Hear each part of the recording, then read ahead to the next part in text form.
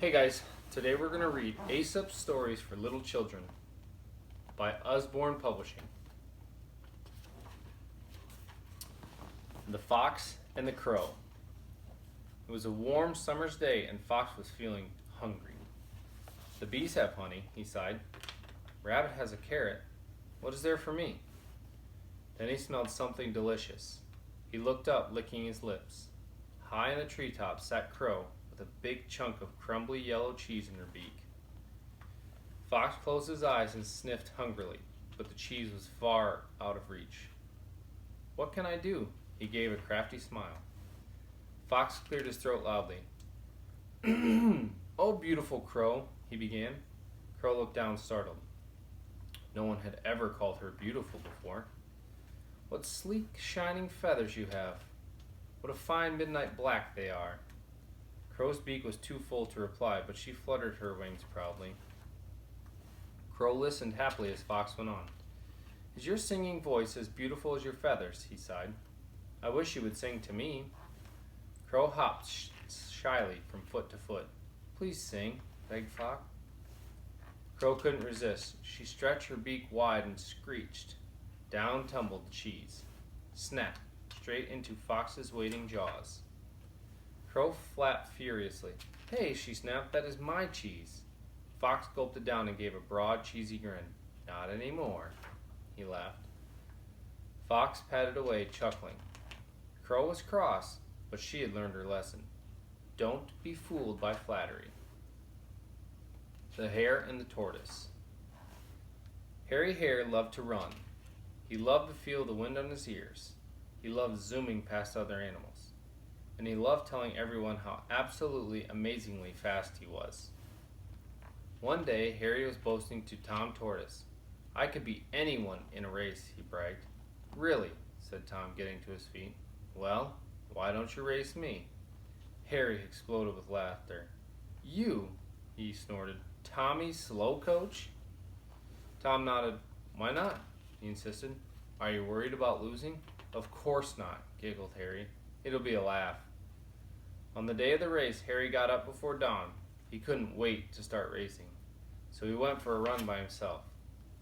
Tom Tortoise, on the other hand, got up at his usual time and had his usual breakfast. 4 cherry buns and a big pot of tea. Lots of animals came to watch the start. Harry chatted happily to his fans. Tom's friends looked worried. Do you want to call it off? Asked Squirrel. Harry's very fast, you know. Take your places, called Old Brown Owl. Harry tapped a toe impatiently, while Tom crawled over. Owl raised a red flag. On your marks, get set, go! Harry zoomed into the distance as Tom plodded slowly over the line. Halfway around the course, Harry paused. Tom was nowhere in sight. Winning will be a piece of cake, he thought. Cake. His tummy rumbled. He had been too busy to bother with breakfast. I'm so far ahead, it won't matter if I stop for a minute. He flung himself down in the shade, picked up an apple, and began to munch. Then, he yawned. The grass was very soft, and he had been up very early. I'll just shut my eyes for a moment, he mumbled. Seconds later, there was a faint snore. Harry was fast asleep. Meanwhile, Tom plodded patiently on. Hours passed. Slowly but surely, step by tiny tortoise step, the finish line drew closer. Harry woke with a start. How long had he been asleep? He sprang to his feet and raced off. There was the finish line. Already he could hear a distant roar. They're cheering for me, he chuckled. But what was that? A small shape was creeping up at the finish. Oh no, Harry gasped, putting on an extra burst of speed. He dived over the line. Too late. Tom Tortoise had won, and he wasn't even out of breath. Slow and steady wins the race. The Ant and the Grasshopper. It was a glorious summer's day. Grasshopper chirruped and sang sunny songs. Ant was too busy to sing. He huffed and he puffed and he groaned. as he hauled food away for his winter store.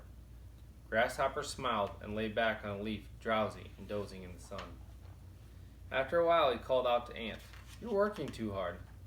"I have to," Ant panted. "There's so much to do. I must collect all this food for the winter." "But winter's ages away," said Grasshopper. "Enjoy the sunshine while you can with me." "Winter may seem ages away," Ant replied, "but it will come all too swiftly. If you don't work now, why, when the sun has long gone and the earth is sleeping, you will be cold and hungry." Grasshopper laughed and sang on. Ant huffed and he puffed and he carried more corn. Sure enough, winter crept over earth. Trees stood bare against bleak sky. Snow dusted the fields. Tucked up snug in his little home, Ant looked at his food store and smiled. He had boxes galore, plenty to keep him fed until the spring buds blossomed. Outside, in a blustery gale, Grasshopper scrunched himself up, trying to shelter behind a leaf. But the wind blew through his trembling body. However tightly he curled, his tummy ached with hunger. At last, he fought through the wind to Ant's house. "Ant, help!" Grasshopper shouted. Ant poked his head outside the door. "Grasshopper, you look frozen," he cried. "Come inside and get warm." "Thaw out by the stove," said Ant. "I'll make supper." Grasshopper beamed. He could almost taste the toasted corn already. "Thank you, Ant. I promise next summer I'll work too. It's best to be prepared." The Greedy Dog. Dog was padding along, dreaming about dinner.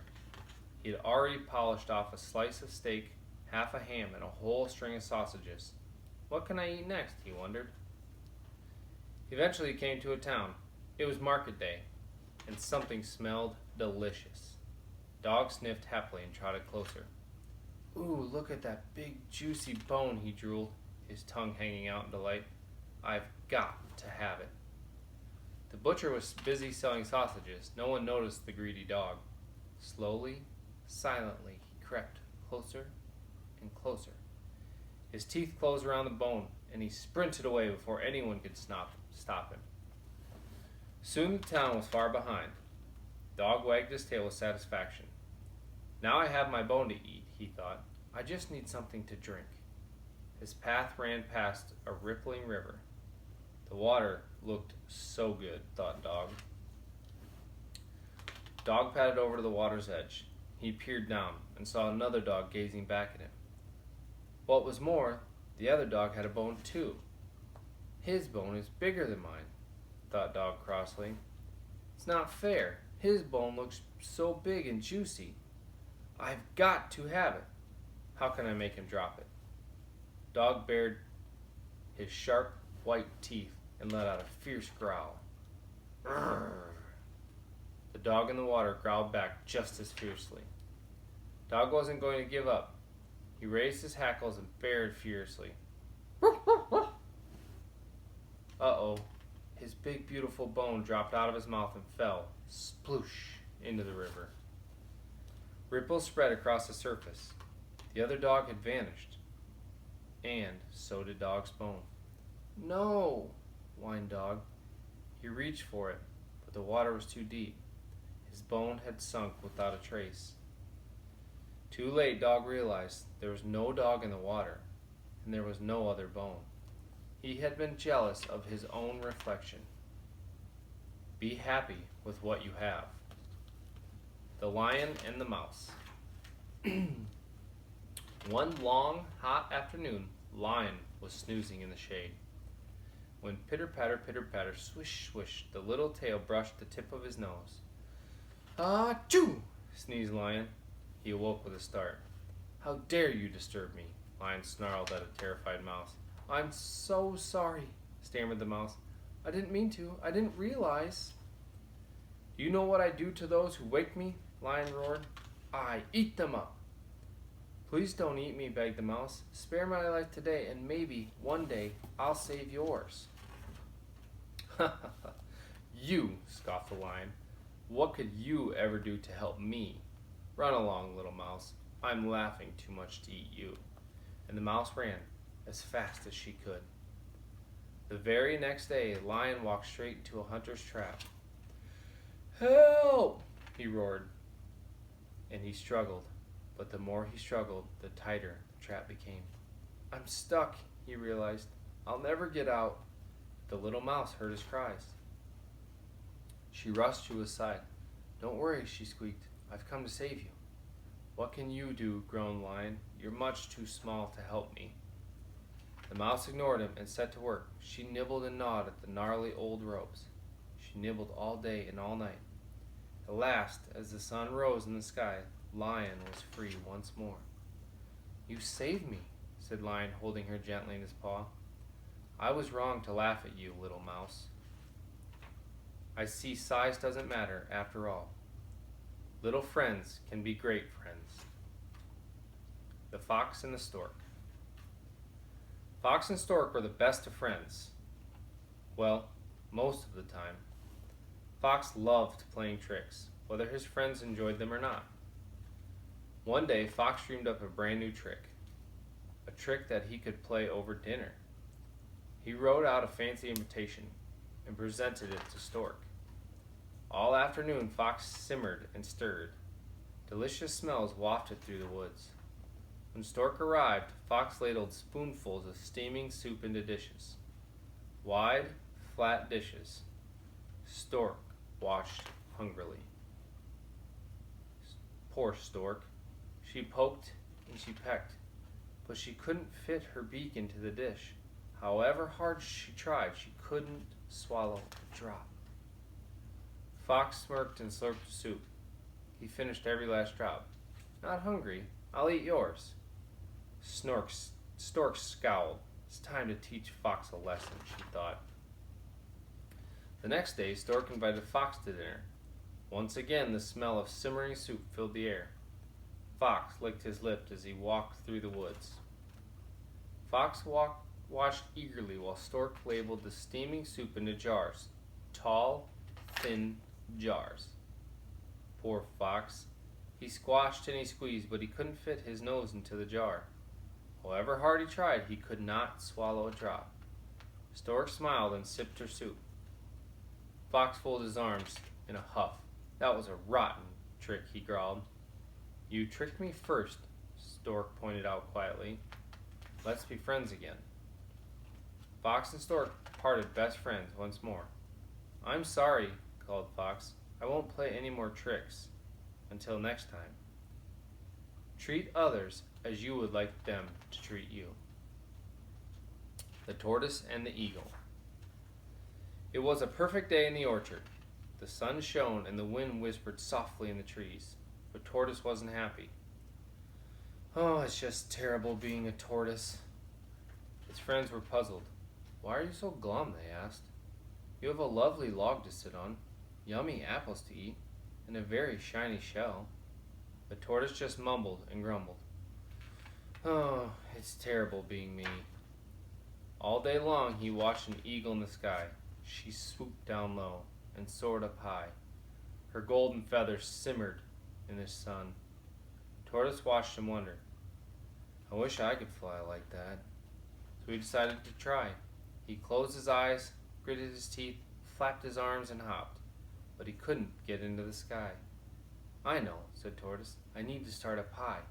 So he clambered onto a rock, jumped into the air, and landed splosh on the soggy grass. "Oof. I know," he said. "I'll need to start up higher."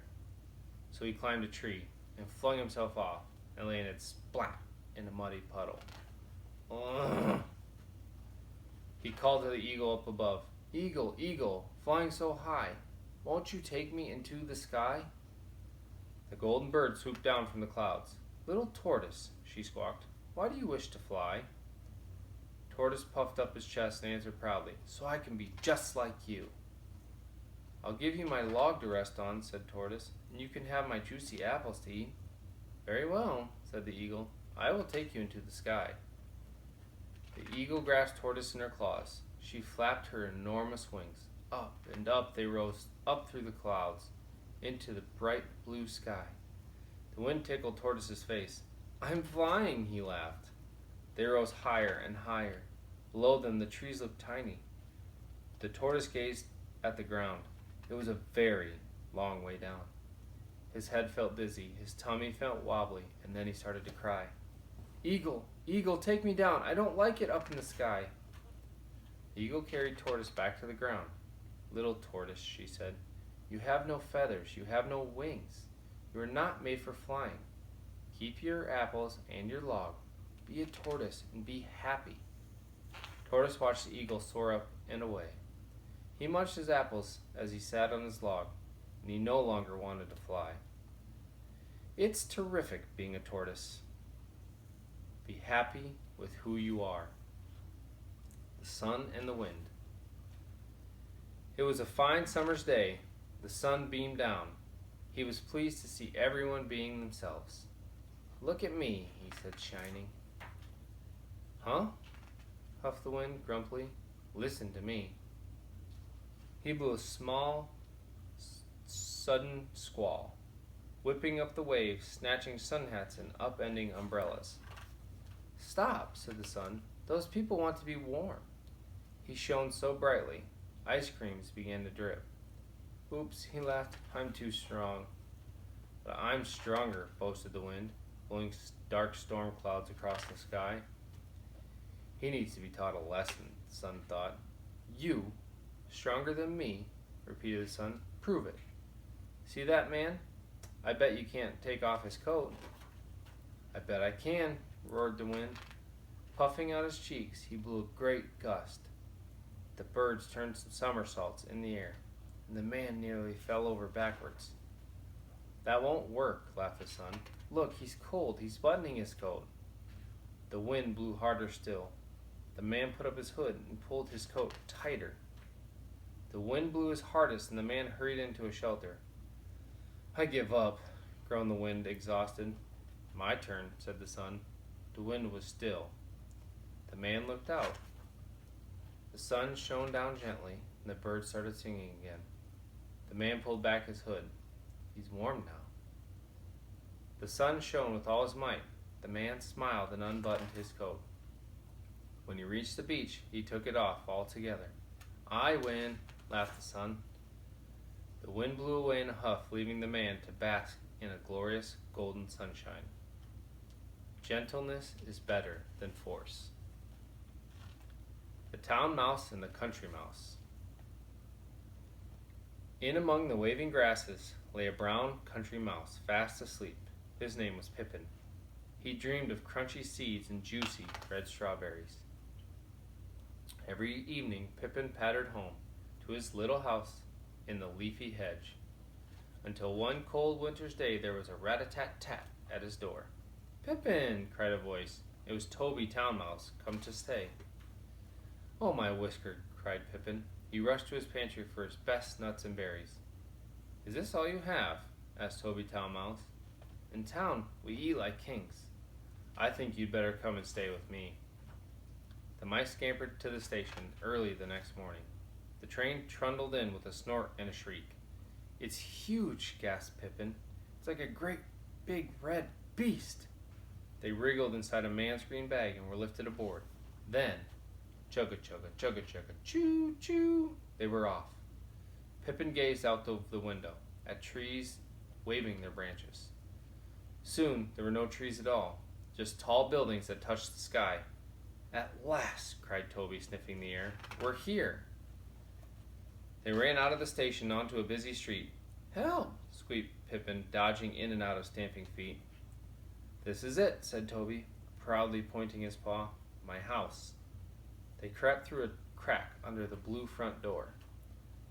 Toby led Pippin down under the floor, up secret stairs behind the walls, and into a splendid dining room. The mice munched and crunched, and scooped cream with their paws until they were perfectly full. They woke with a start as the table shook. My dinner time, purred the kitchen cat. Run, squeaked Toby. The mice darted this way and that. She swooped at Pippin with sharp, pointy claws. Pippin ran. The cat leaped and missed. Curses, she hissed. Oh, my whiskers, said Pippin, mopping his brow. I want to go home. This town life is too much for me. Toby took Pippin to the station and waved goodbye. Pippin gazed again as tall buildings flashed past his eyes. In the starry dark, Pippin finally reached his hedge. He sniffed the cold, sweet air and smiled. Then he snuggled down into his soft, mossy bed. This is the life for me. To each their own. The end.